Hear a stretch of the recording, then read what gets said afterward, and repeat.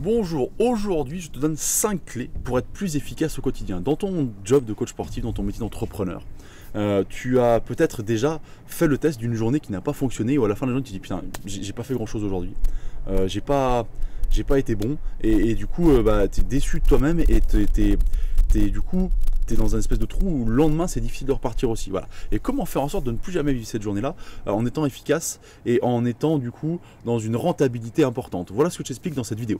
Bonjour, je m'appelle Anthony Chaff, coach sportif, fondateur de la franchise Perform Coach, qui permet au coach du coup d'être rentable, efficace au quotidien. Aujourd'hui, je te parle de comment t'organiser dans ta vie de tous les jours pour ne plus subir une journée négative et te sortir de ta journée en disant ok, j'ai réussi, c'est positif. Voilà. Et avec du coup cet entrain positif et ce cercle vertueux et non pas ce cercle vicieux qui t'emmène vers le bas quand tu n'y arrives pas. La première chose, et je pense que c'est le plus important, je commence par ça. J'aurais pu faire comme beaucoup, mettre le plus important à la fin de la vidéo pour que tu regardes jusqu'à la fin, mais j'avais pas envie. Du coup, je te dis simplement, c'est mets-toi des temps de travail et des temps de récupération. Quand on travaille, généralement, on enchaîne, tu vois. On fait, tu vois, on travaille sur ton ordi, tu travailles sur tes publications, etc. Peut-être sur ta communication, et du coup, on travaille 1 heure, 2 heures, etc. Oblige-toi à mettre des pauses toutes les 50 minutes. La concentration humaine est comme ça. Alors c'est pas 50 minutes, c'est quand tu finis quelque chose, par exemple, mais il ne faut pas que ça dure 2 heures parce que tu perds en énergie, tu perds en intensité.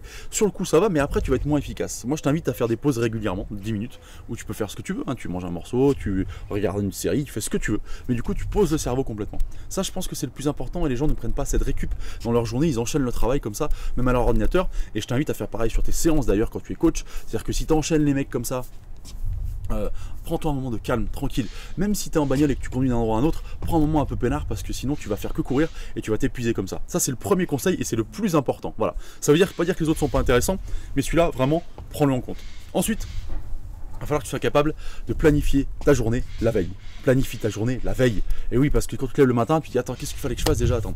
Ah oui, j'avais dit ça, j'avais dit ah oui, il faut que j'appelle machin, etc. Non, non, non. La veille, ok, demain je dois faire ça, ça, ça et ça. Ok, bam.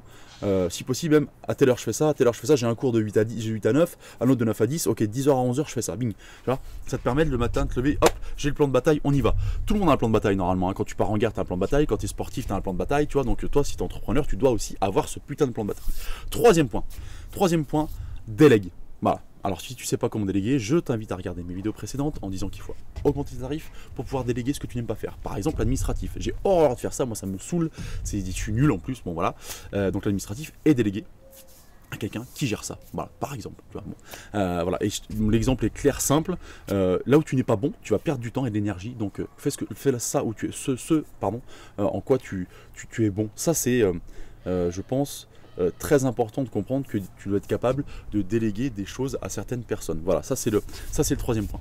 Les 2 derniers points, ils vont être globalisés en un, c'est que du coup, tu vas devoir prendre du temps pour toi. Alors je t'ai parlé des petits repos, mais je parle là de temps pour toi. Ce qu'on fait généralement, c'est qu'on est occupé entre tout ce qu'on a à faire, hein, les potes, la famille, les cours, la communication, etc.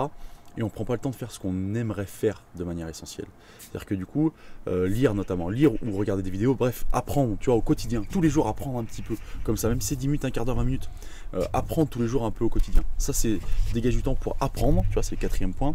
C'est important parce qu'il va te permettre d'évoluer, de penser différemment. C'est ce qui va te permettre de trouver des idées. Ah oui, putain, tiens, je voulais faire ça, j'ai pensé à ça, etc.